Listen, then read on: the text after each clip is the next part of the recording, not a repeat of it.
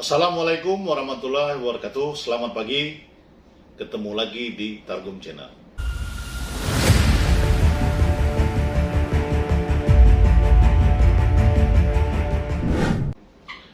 Targum Channel hari ini akan menyikapi pernyataan Menko Polhukam Mahfud MD tentang jaksa harus dikarantina. Nah, tujuan karantina ini apa? Tentu supaya tidak terjadi dugaan permainan jaksa dalam sidang Pridi Sambo. Kalau menurut hemat kami, jaksa dikarantina akan menambah biaya negara. Jadi pilihlah jaksa-jaksa yang profesional, yang punya hati nurani, yang punya moral.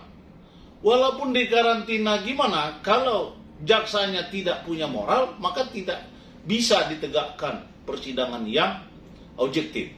Tetapi ketika dipilih jaksa yang profesional, yang punya hati nurani, yang punya moral, maka keraguan daripada sidang itu tidak bisa kita ragukan.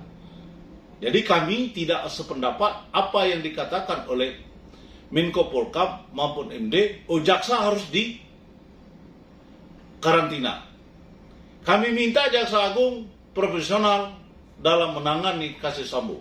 Dengan profesionalisme akan terbuka.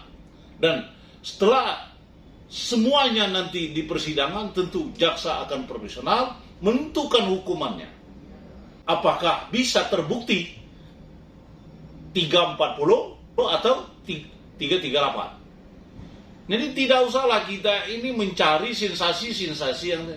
Silakan jaksa profesional pilih hakim yang profesional. Ketika hakim dan jaksa profesional, maka keadilan akan dapat. Ketika hakim tidak profesional, jaksa tidak profesional, maka keadilan tidak mungkin didapatkan. Maka dengan ini kami yakin betul dengan integritas Jaksa Agung, dia akan memilih jaksa-jaksa yang profesional, pengalaman di bidangnya, yang paling utama adalah jaksa yang punya moral. Begitu juga ketika misalnya jaksa punya moral, integritas, punya kemampuan, kalau hakimnya tidak punya moral, sama saja menegakkan benang basah. Nah, hukum ini harus jelas, tidak abu-abu. Nah, ketika personil hukumnya jelas, penegakannya akan jelas. Ketika tidak jelas, maka semuanya tidak akan jelas. Mari kita masyarakat kawal kasus ini. Jangan sampai keadilan terhadap tersangka tidak kita buktikan. Ini bukan politik, penegakan hukum. Jelas. Nah, sekali lagi kami minta ke Menko Polhukam, tidak usahlah mencari sanksi, mencari yang enggak adaan. Tapi kita percayakan kepada jaksa, kita percayakan kepada hakim.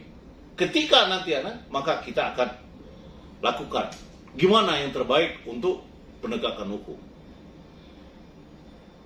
Nah, ada tahapan, ini tingkat pertama. Nanti bisa jaksa, kalau memang dia profesional, hakim tidak profesional, dia banding. Tidak juga dia bisa kasasi. Tidak juga dia bisa PK. Kenapa? Tahapan hukum sudah terbentuk. Kami yakin betul dengan Pak Jaksa Agung, dengan integritas dia punya, penegakan hukum akan terjadi. Mari kita kawal. Hidup anak Jaksa Agung. Tidak usah ragu. Terima kasih. Assalamualaikum warahmatullahi wabarakatuh.